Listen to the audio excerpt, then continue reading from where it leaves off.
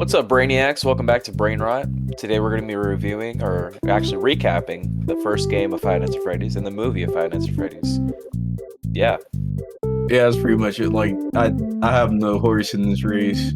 I know nothing about FNAF other than like the vague shit that I see on like YouTube shorts. So like, you know, So today we're going to be recapping Five Nights at Freddy's, both the game and the movie. And it's actually an excuse to teach Nick about the FNAF lore. yeah, I'd rather fucking. Never mind. Alright, let's get into it. So, the story of the game is pretty simple, very surface level. A family pizzeria looking for a security guard to work the night shift. You're taking the position of the former security guard, who you will know as the phone guy.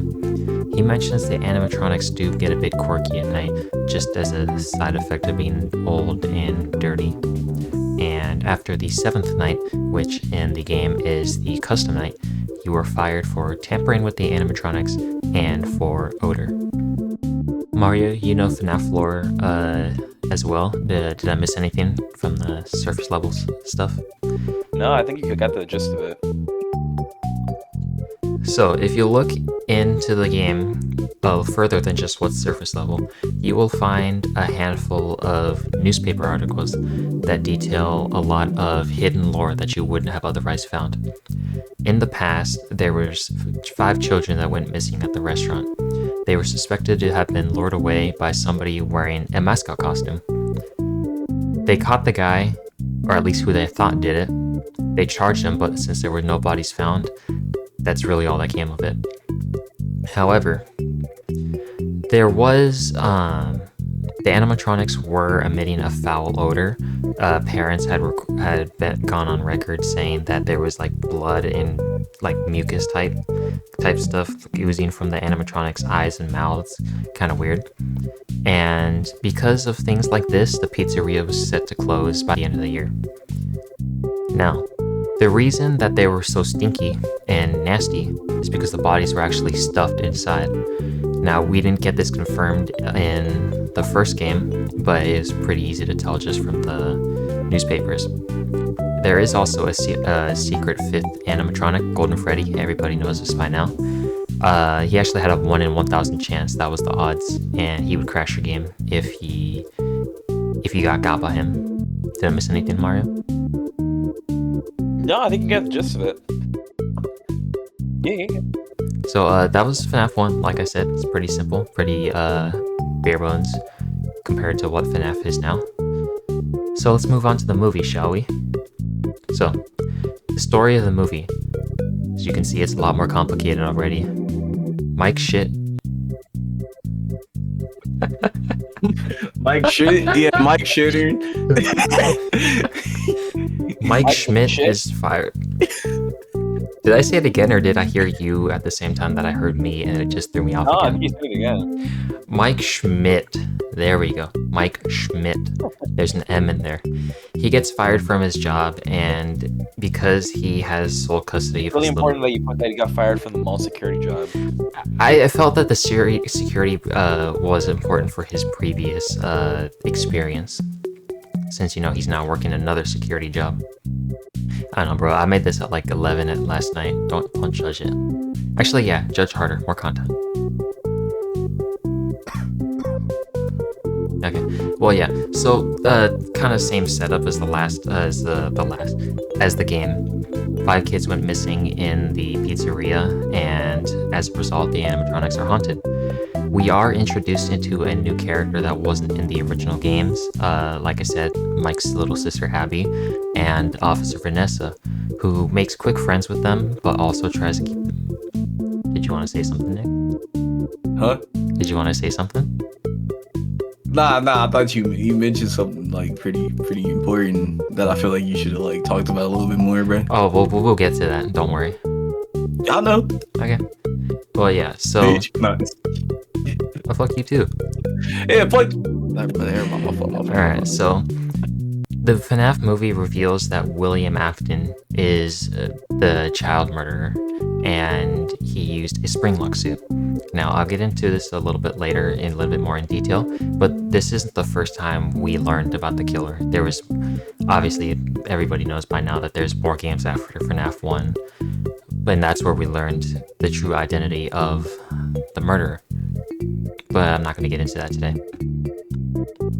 So, who are the characters? Mike Shit. Like I said, he's haunted by the kidnapping of his younger brother. Actually, no, I didn't say that earlier. As you can see, this is very unrehearsed. He's haunted by the guilt of his younger brother, who was kidnapped under his watch. And to try to get answers, he uses his dreams to try to relive the event. I already mentioned he's the only guardian of his little sister, and the reason he's in like such a rush to get another job after getting fired from his mall security job, that one's for you, Mario, is because his aunt's trying to get custody of his little sister for money. And like I said, he can't really hold a job, so he works at Freddy's for last resort. Abby, Mike's younger sister. She's younger than Garrett, so she didn't really know who he was, so it was kind of a shock to Mike when she, or not, but I should have wrote a script. So Abby has a hard time making friends, so somehow she ends up making friends with the animatronics, and they're all good and happy. All right, this one is Sorry, my bad. Vanessa. Let's go!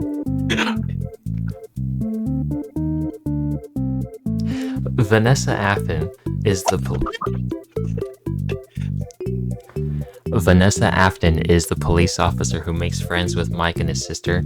She patrols Fast Freddy's and is friends with the animatronics. That's how she becomes acquainted with them. And she's also the daughter of William, who I already mentioned is the murderer, and she's terrified of him. I can fix her. Alright, my fault. Alright, last important character is William Afton. He's the founders of Freddy Fazbear's Pizza.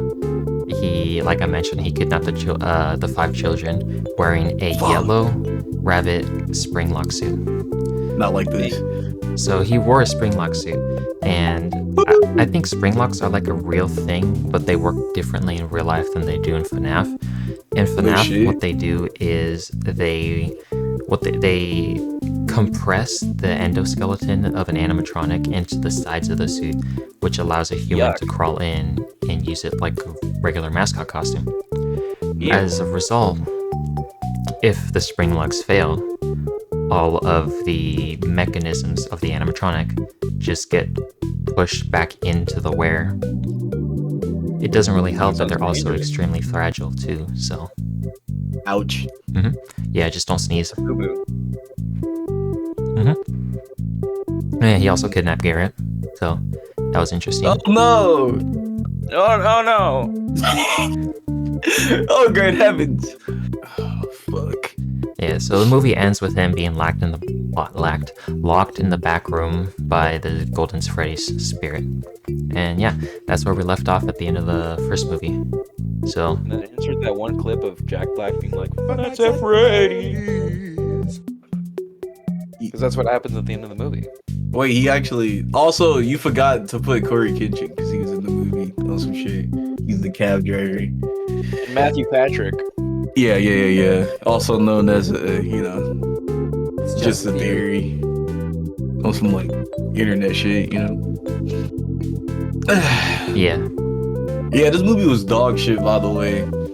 I ain't gonna lie. I'm pretty sure I said this, like, multiple times when we was watching it, but that movie was probably one of the worst attempts of horror that I ever seen in my life. As a horror movie, yeah, it was bad, but I thought it did a decent job of adapting FNAF. Yeah. Nah, they adapted Vanessa fine ass right. Oh, sorry. My bad. Yeah. Lock in, King. This is a crazy flick.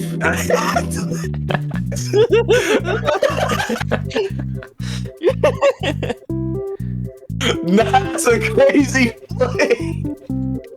Why she look like Flounder, bro? She crazy. Oh, nah. Yeah, that's my queen, though. I could fix her type shit. Even though she, like, covers up murders and Her dad's a sociopath. FNAF 2 movie coming soon.